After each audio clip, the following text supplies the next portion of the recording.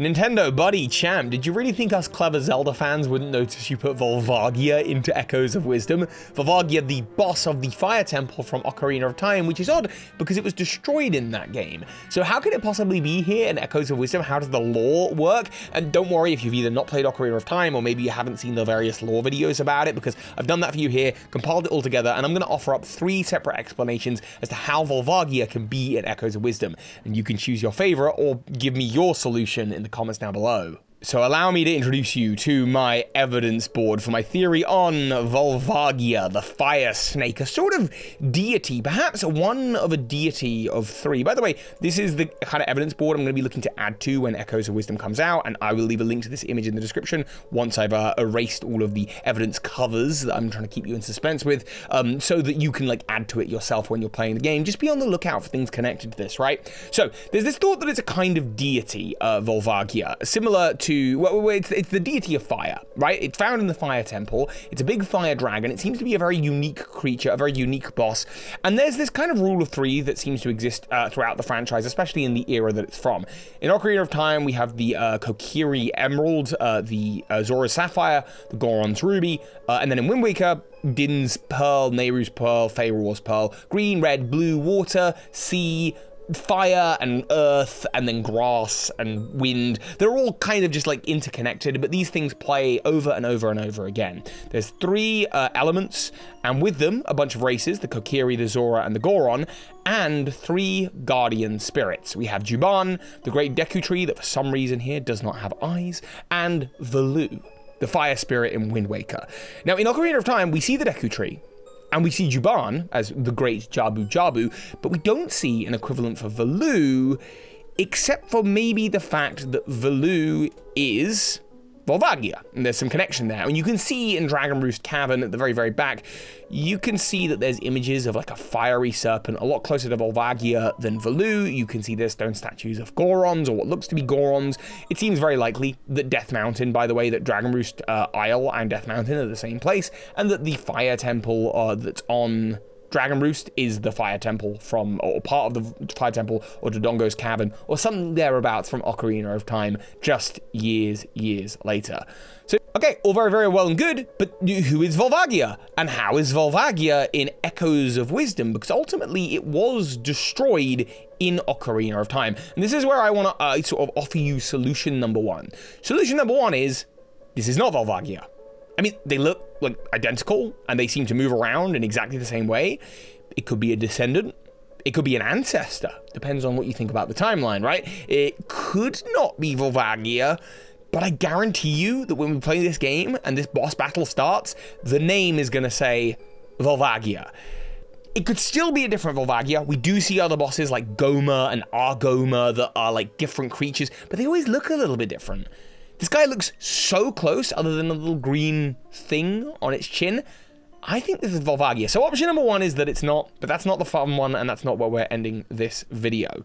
So option number 2, then. Let's have a look at Volvagia's legend. Where does it come from? Well, Volvagia in Ocarina of Time is actually dead.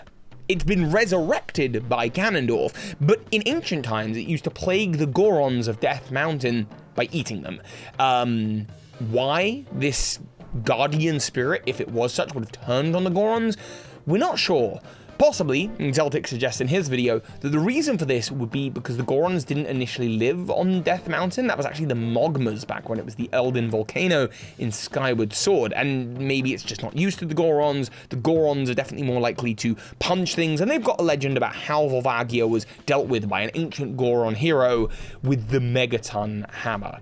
It is interesting that it was Ganondorf that resurrected Volvagia in the age of Ocarina of Time, especially because we know that Ganondorf has access to resurrection magic. We see the blood moon happen all of the time. There are many undead enemies that seem to be under his control. In Hyrule Market Town, the re-dead march about, and yeah, every time there's a blood moon, Ganon's power sort of revives deceased creatures. So it seems that, yeah, Ganondorf has access to necromancy, which is pretty cool. I don't feel like we see that enough. So option number 2, Volvagia in Echoes of Wisdom is much like it was in Ocarina of Time, resurrected. after the defeat of the hero of time. It's a good thing that it's actually not Link fighting Volvagia again here, because if it was, it would be holding a serious grudge.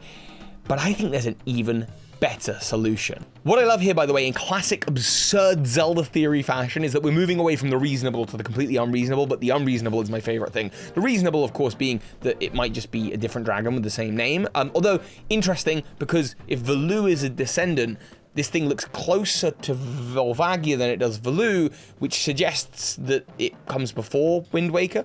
Anyway, option number 2, it's Volvagia revived again, although it really did seem destroyed in Ocarina, so that's like a little less reasonable. And now I'm going to give you the most absurd, the most unreasonable, but like, I'm absurd Zelda theory, so that's what I want to do. So we'll come to this middle thread. This explains it all when we get there.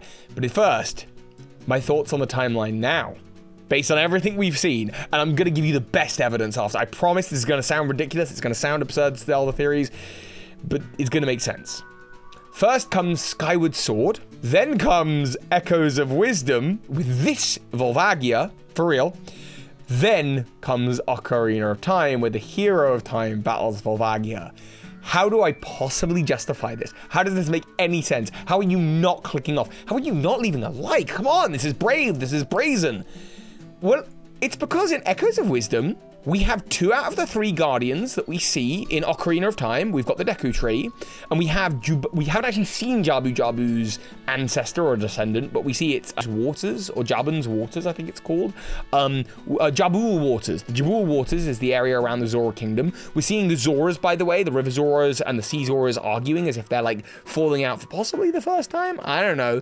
And we even see the symbol in the Jabul waters, which is the same as the symbol from the Water Medallion from Ocarina of Time. I don't think there's any other game other than Wind Waker that's had, like, the Great Deku Tree, the big giant fish deity, like that wasn't even in Tears of the Kingdom or Breath of the Wild, and the Fire Dragon deity, all together in the same world, where we're seeing iconography from the era of Ocarina of Time. There's also one other big bit of evidence. It's not in Death Mountain. It's in the Elden Volcano. The Elden Volcano. A volcano that only ever appeared the once in Skyward Sword, the very first game in the timeline. What? Echoes of Wisdom features the Elden Volcano, not Death Mountain. In every other game in the timeline, Ocarina of Time onwards, it's Death Mountain. Before that point, it's the Elden Volcano. You really expect me to believe that they just randomly switched the name up at some point throughout the history? They just switched it back to the Elden Volcano from Death Mountain, especially after everything it's been through. Death Mountain is a name that sticks, you know what I mean? So I think what's happened here, Skyward Sword, Elden Volcano, the Gorons have not settled, it's the home of the Mogma. Echoes of Wisdom, the Gorons have now settled, it's still Elden Volcano, the Elden Volcano, and Volvagia lives there and gets annoyed at the first time, and Zelda, along with some ancient Goron hero, or perhaps the Gorons just lie and embellish a little bit, take on Volvagia for the first time and slay it, and then it becomes known as Death Mountain because of Volvagia that they had to deal with. The name changes after the events of Echoes of Wisdom from Elden Volcano to Death Mountain, and one day Volvagia is revived. That is how you get to Volvagia in Echoes of Wisdom. If you want more of the lore on Volvagia, by the way, check out the video on Zeltic's channel. It'll give you a lot about the Fire Temple and the Gorons and how this all fits together. But if you really sit and think about it, I don't think this is such an absurd Zelda theory. I have another absurd Zelda theory coming in the next couple days, and then a video about Zonai sex, so subscribe for that.